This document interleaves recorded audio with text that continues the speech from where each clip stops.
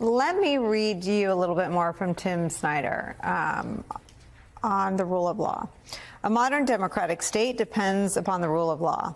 Before anything else is possible, we have to endorse the principle that we are all governed by law and that our institutions are grounded in law.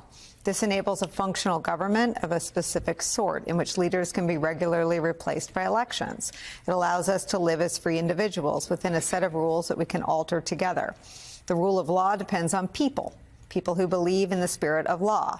Matt Gaetz, the proposed Attorney General, is the opposite of such a person. It is not just that he flouts the law himself spectacularly and disgustingly.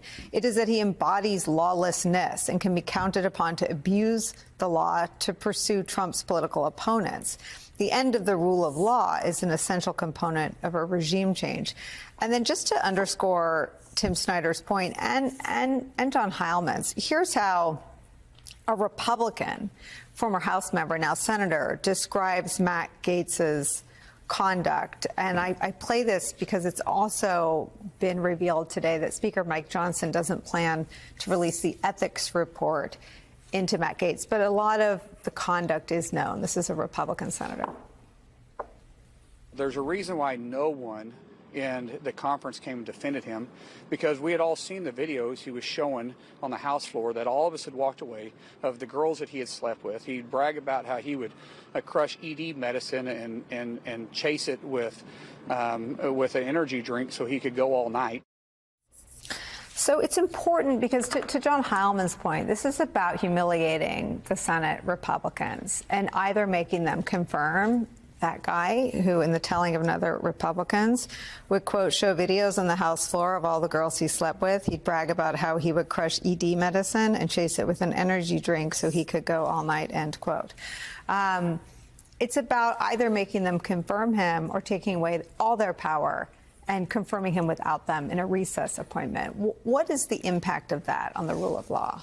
Tremendous evisceration of the rule of law. And it shows, Nicole, that the paradigm in this country has shifted from a right versus left paradigm to an insider-outsider paradigm. The Republican voices have been very strongly critical of Matt Gaetz, his own caucus apparently. Glad to see him go. Nonetheless, he's nominated as Attorney General. It shows, again, that the goal is deconstruction, evisceration of the rule of law. This notion that there's some sort of institutional Washington that's beyond party but is sort of incumbency or those that are in charge versus everyone else, and the president-elect positioning himself on the side of everyone else, that's a new ball game. Again, not we don't agree on policy or the right versus the left. Insider-outsider has the potential as a conflict to really erode institutions like the rule of law. And so what happens? I mean, are you afraid that they'll come looking for you because of your role in the January 6 hearings? I think there's no question that asking questions or launching investigations, even meritless ones, has consequences. Absolutely. It could be expensive and time-consuming and difficult for people who have done absolutely nothing wrong but exercise the authority that has been given them through official channels. Would have to go through those investigations. I'm not worried ultimately on criminal or other exposure. I am worried about inconvenience and expense and intimidation by the launching of those kinds of investigations. Mike Schmidt, you've done some incredible reporting on Trump's ambitions in his first term to use the Justice Department to retaliate against his political enemies, and you've chronicled the roadblocks that he encountered. How does Gaetz, and if we're to presume another ally at the FBI, how do they eradicate those hurdles? Well, Trump basically ran into two problems with weaponizing the Justice Department. One was having an attorney general that would go along with what he wanted. As Bill Barr writes in his book, Trump is complaining to him in December of 2020 that he never prosecuted Jim Comey. That was something that Trump tried to do throughout his entire presidency. It was something that Trump tried to do himself in 2018. He wanted to go out and prosecute Comey himself, even though Trump's not a prosecutor. So that was the first roadblock. The second roadblock that they ran into was the courts. In that case, they ran into the courts in the case of Andy McCabe. Andy McCabe, the former deputy FBI director, was under investigation. They took his case to a grand jury, and the grand jury came back and said they weren't going to indict him. That was a roadblock there. They didn't. There were no charges to be brought against McCabe because of that. The first, with Gates at the top of the Justice Department, that roadblock that Barr had created on the issue of Comey would be gone.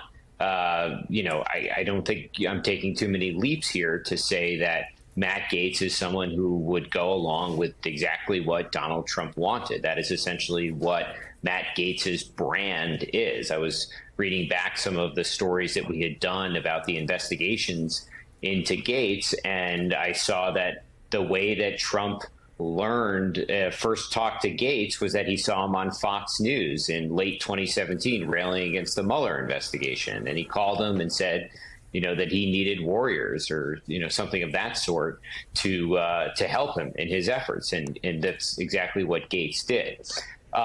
So I think what you may see, which would be different, is more interaction between the Justice Department, the executive branch, and the judicial branch, where the Justice Department would try to do things and the courts would be forced to really weigh in and determine whether there is merit to what the department is doing.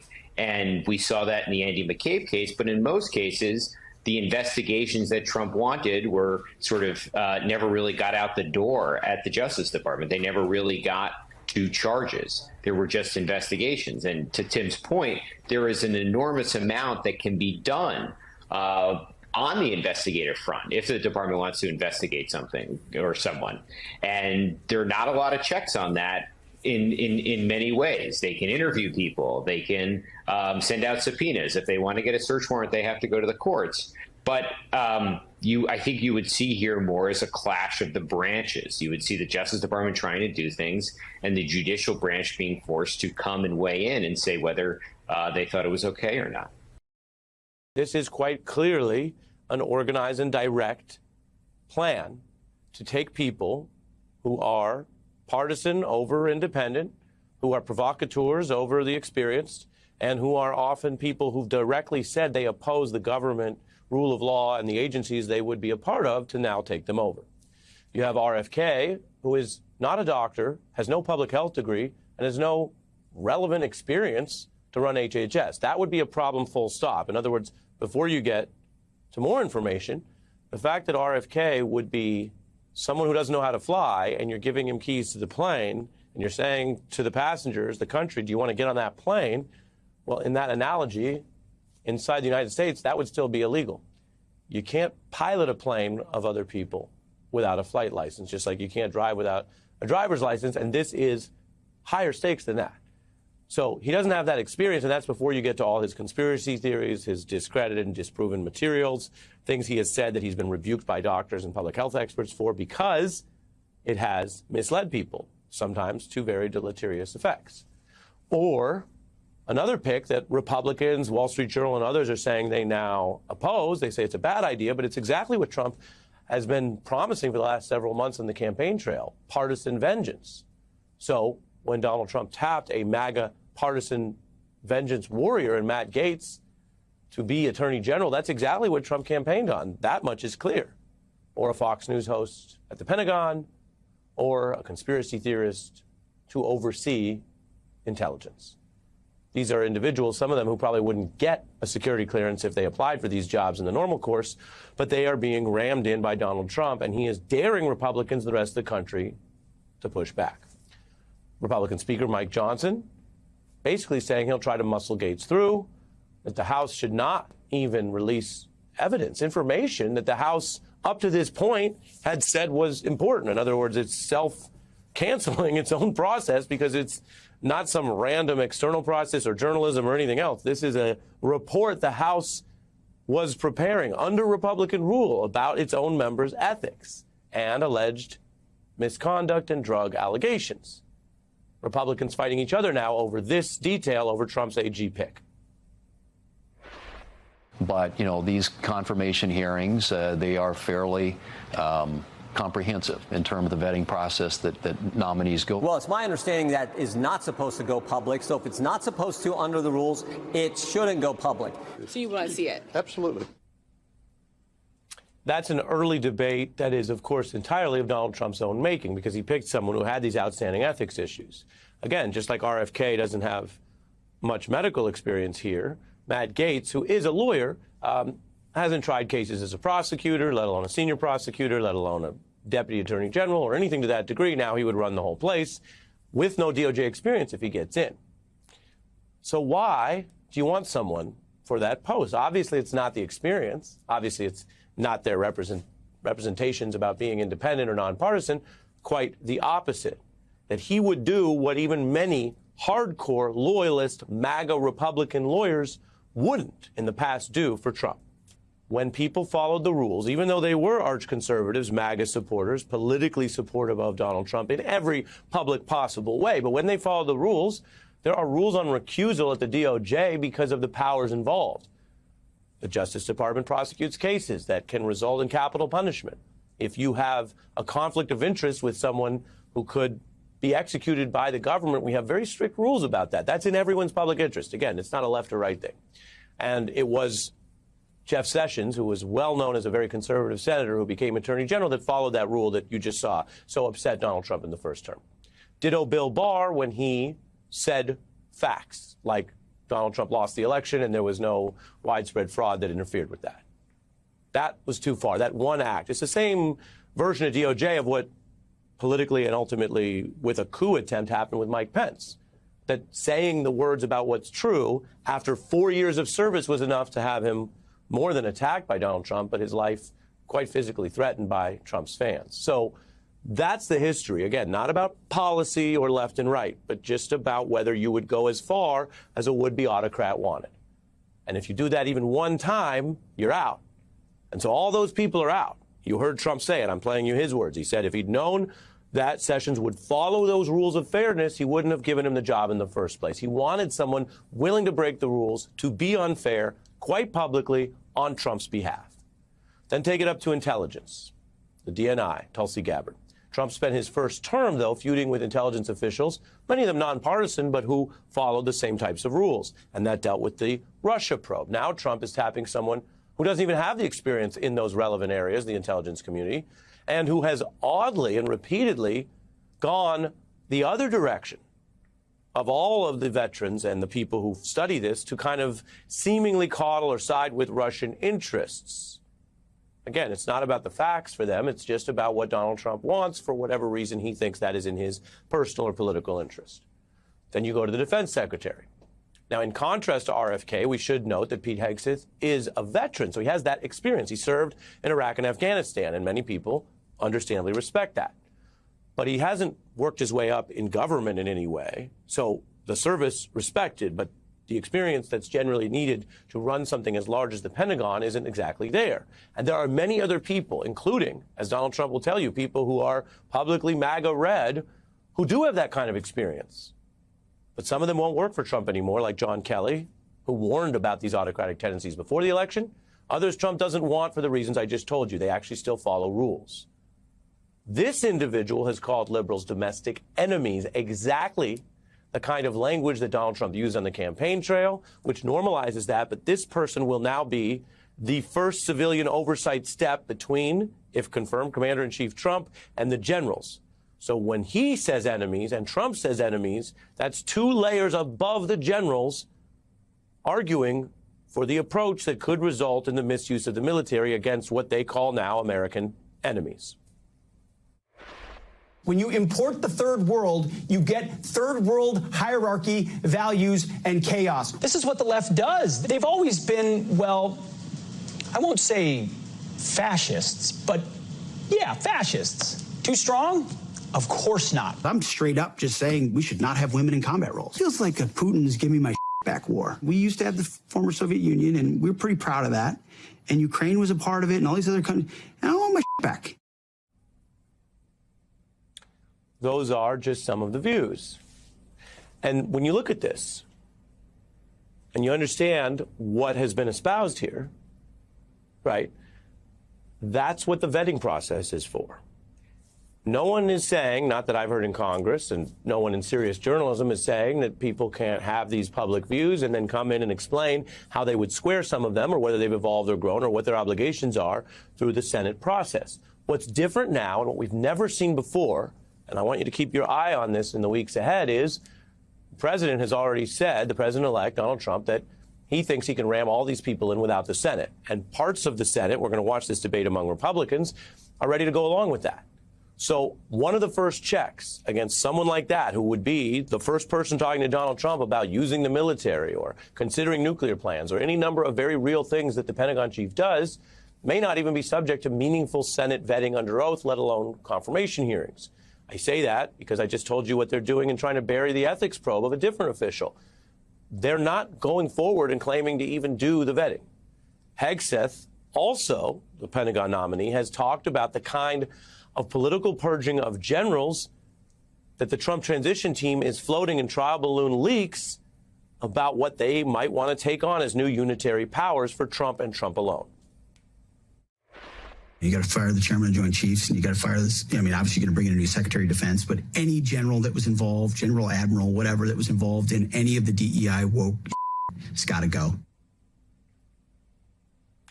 The point here isn't whether they disagree with generals about certain things. He's talking about his allegation that they're too, quote, woke. The point is actually much deeper than that. This is someone who's on record publicly saying he wants to do that thing, purge the generals. Trump wants to do that thing, purge the generals. Conservative, long-standing generals from the first term said they heard Trump talk about that he wanted autocratic generals. This is all happening. And if there are people on Wall Street who think this is just about tax cuts, well, they're going to learn quickly it's about a heck of a lot more than that to the people in charge. Donald Trump wants that control over the Pentagon. And again, the history is instructive.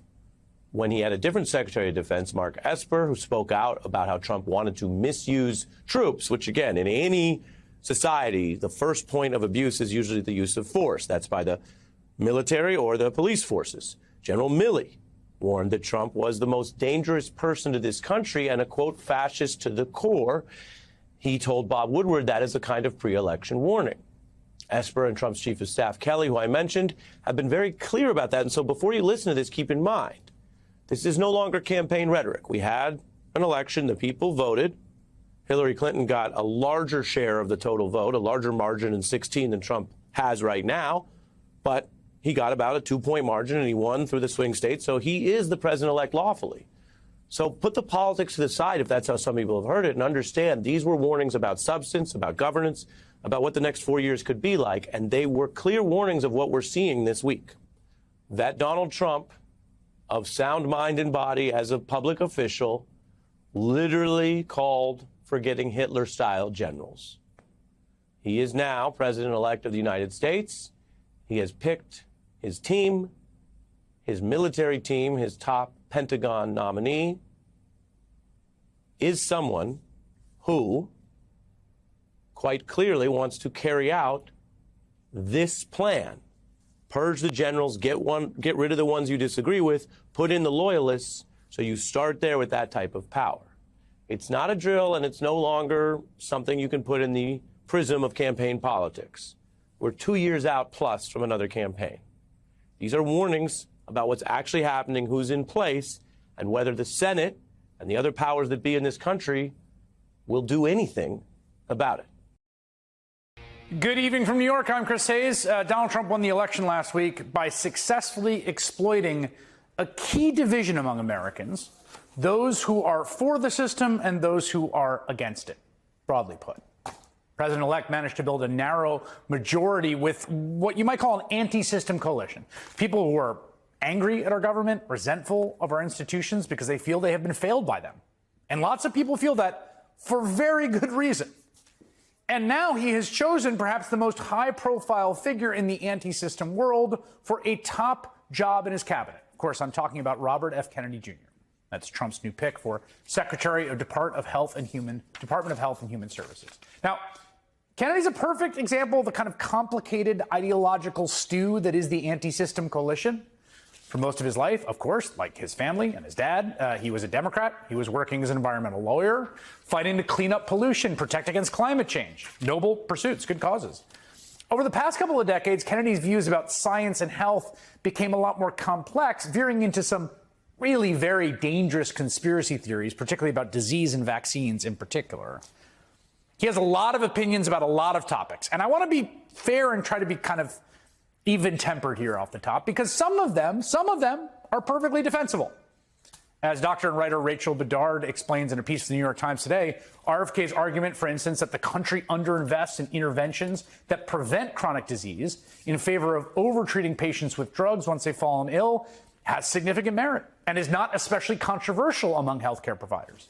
Democratic Governor Jared Polis of Colorado even went so far as to praise Kennedy's plan to eliminate the nutrition department at the Food and Drug Administration, saying the entire nutrition regime is dominated by big corporate ag rather than human health, and they do more harm than good. Again, there's the core of a really perfectly good critique there.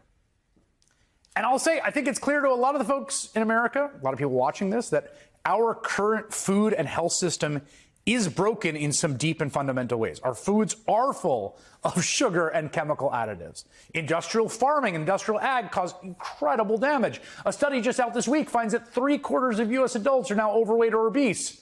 All of that is linked to chronic disease, including diabetes, high blood pressure, heart disease.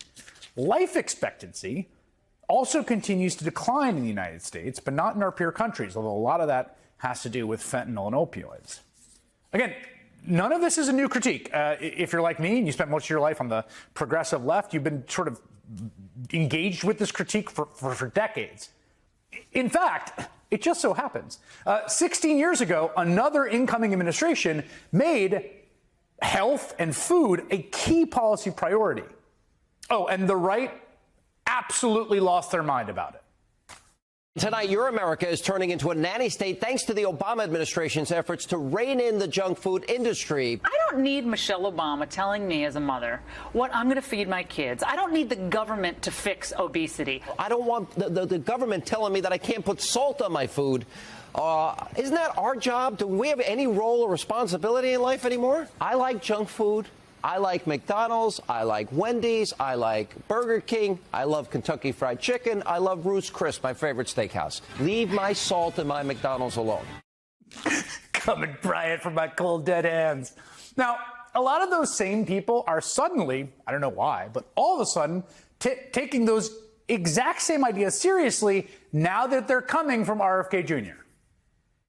We have this crisis in our food supply in this country. That's going to be a major focus of RFK's.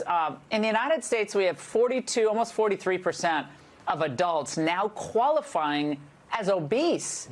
I love RFK Jr. in this position because, Greg, we should be the healthiest country in the world, but we're the sickest country in the world. RFK Jr., to his credit, is the right person to lead this effort at HHS. Now, can America do better on issues like obesity and heart disease and strokes and diabetes? Can we get rid of chemicals and hormones in our food like Europe? You know, it is time to make America healthy again through accountability and through transparency. Sean Hannity is now on the let's regulate food the way the Europeans do train. Okay?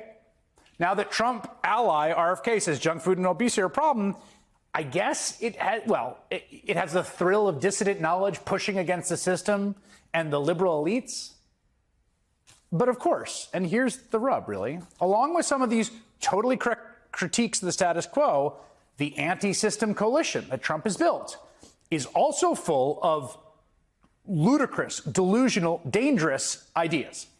In Kennedy's case, there are a lot of them. There's no vaccine that is, safe and effective. I do believe that autism does come from vaccines. And they get the shot that night. They have a fever 103, and they go into sleep, and 3 months later, their brain is gone. COVID-19 is targeted to attack Caucasians and black people. The people who are most immune are Ashkenazi Jews and Chinese. The agency, the USDA, the FDA have been captured by the industries they're supposed to regulate. And they all have an interest in subsidies and then in mass poisoning the American public. There's a lot of people that said it's not a virus. 100% of the people who died in the first of the first 1,000 who had AIDS were people who were addicted to poppers. They were people who were part of a gay lifestyle where they were burning the candle at both ends, and they were taking a lot of injectable drugs. They're putting in 5G to harvest our data and control our behavior. A lot of the problems we see in kids, and particularly boys, it's probably underappreciated that how much of that is coming from chemical exposures, including a lot of the sexual dysphoria that we're seeing. They're swimming through a soup of toxic chemicals today, and many of those are endocrine disruptors. I mean, where to start? I mean, I think my personal favorite might be that COVID-19 is targeted to attack Caucasians and black people, and that the most immune are Ashkenazi Jews and Chinese. It's a pretty decent one. Now, obviously, all of that is either just flatly false or in some cases overstated so dramatically as to be deceptive. It's all like nutty and in a lot of cases just genuinely dangerous fear-mongering. They just corrupted conspiratorial thinking. And Kennedy's most disqualifying statements, the reason that him being appointed to HHS are just is so grave, is his views on vaccines. And I don't want to overstate the case here. Vaccines are one of the 5 greatest achievements of human civilization, bar none. In fact, we've got a pretty good recent example. Just 4 years ago, we managed to develop a vaccine in the midst of a once-in-a-century pandemic. It was the one unambiguously good achievement of Donald Trump's first term. It saved millions of lives. But the denialism of people like Robert F. Kennedy poisoned the minds of hundreds of thousands of more who could have been saved, who refused the vaccine and died. The death toll is astounding. I don't know if there's a movement with a bigger one in recent times. This is a person who should not be anywhere near a health system of any kind, certainly not in charge of the federal agency responsible for drug development and vaccines and the health of hundreds of millions of Americans. So yes, there is plenty wrong with our food and health systems in this country. There are plenty wrong with a lot of the systems in this country. And the alienation people feel from them and the curiosity they feel towards folks that say it's screwed up is well earned. But this dude, Robert Kennedy Jr., is not the person to fix it. What he's going to do is break it. And break it so that we have something worse than what we have now. Simone says she wants to hear from the Democratic senators. Well, let's ask one. Democratic Senator Chris Coons of Delaware joins us right now. He is, of course, a member of the Foreign Relations and Judiciary Committees. Senator, thank you so much for being with us this morning. And incoming Senate Majority Leader John Thune says that using recess appointments to get Trump's cabinet nominees confirmed is an option. We're going to play for you what he said on Fox News yesterday. Do you then punt to a recess and try to recess the Senate for 10 days and get those appointments in? Well, it's an option, but obviously it takes, you have to have all Republicans vote to recess as well. So the same Republicans that you mentioned that might have a problem voting for somebody under regular order probably also have a problem voting to put the Senate into recess. You have to have concurrence from the House. There's a process. All this is a process. But I don't think any of those things are necessarily off the table. So, Senator Coons, you just heard it there. Majority Leader Thune says it's not off the table. Let's get your reaction to this possibility and your Republican colleagues you speak to. How likely is this? Well, Jonathan, as you've been discussing this morning, a number of President-elect Trump's picks are alarming. Are folks who are just demonstrably unqualified to lead the critical agencies they've been nominated to lead. As you mentioned in the introduction, I serve on both the Foreign Relations Committee and the Judiciary Committee. And to answer Simone's question about what's the posture going to be, speaking for myself at least, I'm going to work with President Trump on his nominees when they are folks who could credibly lead an agency. And I will work as hard as I can to block, stop, or slow those who are just demonstrably unqualified either by their integrity, their experience, or their policy views to lead an agency. The U.S. Department of Justice is a massive agency with 115,000 employees, a $60 billion budget. And it's not a joke. This isn't reality TV. This is reality. The U.S. Department of Justice investigates and prosecutes federal crimes all over the United States and is critical to our national security, to protecting the American people, to enforcing antitrust rules, lots and lots of things that matter to the American people. And our State Department, which Senator Marco Rubio has been nominated to lead, is also a critical global force for good that helps project the American people's interests, values, and power around the world. Senator Rubio is someone I've served with for 14 years. He's seasoned and experienced. He's served on the Intelligence Committee, the Foreign Relations Committee. We have policy differences, of course, but he strikes me as someone who is much more in line with traditional nominees, with the experience, the integrity, the vision to be capable of leading the State Department. So my hope is that Senator Thune recognizes, as the newly elected leader coming into this next Congress, that he will have strong pushback in his own caucus if they recess the Senate and hand President Trump the chance to appoint literally anyone he feels like for up to 2 years. That would be setting aside a critical constitutional role of the Senate, the role of advice and consent. Senator, it's Simone. How are you? Hey, Simone. I think that you have been actually quite clear on what your posture is, and a couple other Democratic senators have as well. But my question is, what about the caucus? You know, has the caucus come together and had a meeting about what the posture is going to be? Are we going to see a press conference, if you will, from Senate Dems and leadership? And then when it comes to what happens if the senators and the Republican senators do decide to give for the president-elect what he would like in terms of recess appointments? What happens if they go that route and then you all just don't come back and confirm the rest of the folks and Donald Trump just has a bunch of acting individuals? What then would Senate Democrats be prepared to do or say? Well, Simone, I can't speak for the whole caucus, but I will tell you that we have other tools. The Constitution does give the president the power to make recess appointments. That goes back to a time when the Senate was only in session a few months a year, and there were long periods. And so the framers decided it was important for the president to be able to keep the government running. It was a government that was dramatically smaller, and it was assumed that the president wouldn't abuse that power.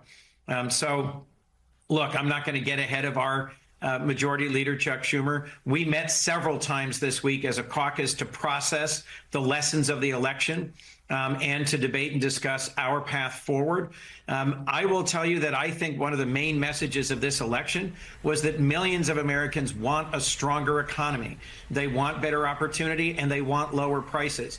And I hope we will spend some time focusing on how Trump's plans to try and deport millions of people and to slap huge tariffs on all imported goods, which will then raise costs for consumers, will lead to a weaker economy, to higher inflation and lower growth.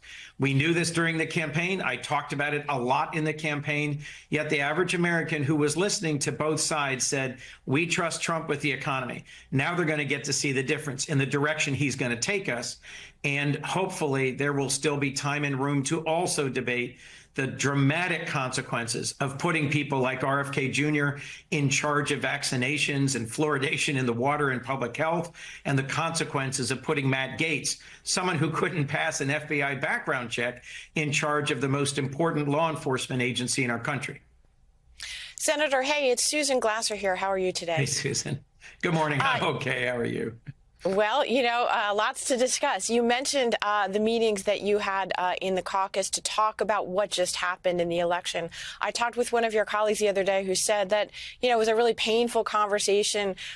There seemed to be a lot of agreement that immigration really was an issue that hurt some of your vulnerable senators, and in particular, the Biden administration's, you know, sort of taking a long time to come around to the idea that there was actually a crisis that needed to be addressed. I'm curious, what was your takeaway from some of the after-action reports from your colleagues like Sherrod Brown, who did lose his reelection in Ohio?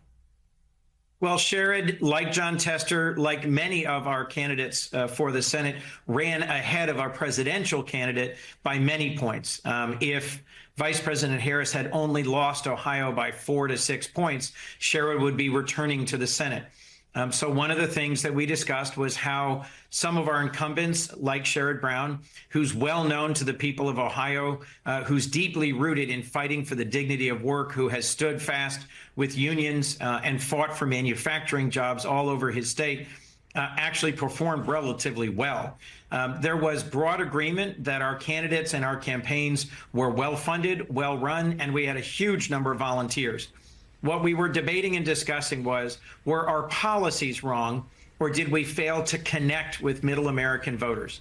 I don't think, and most of our caucus doesn't think, that the accomplishments of the Biden-Harris administration, investing in manufacturing, in infrastructure, in mental health, in supporting our veterans, in making progress in gun safety. We didn't have wrong policies in terms of the core accomplishments of the administration, but there were some key issues that were not addressed quickly enough or well enough. One of them was housing, and another was border security.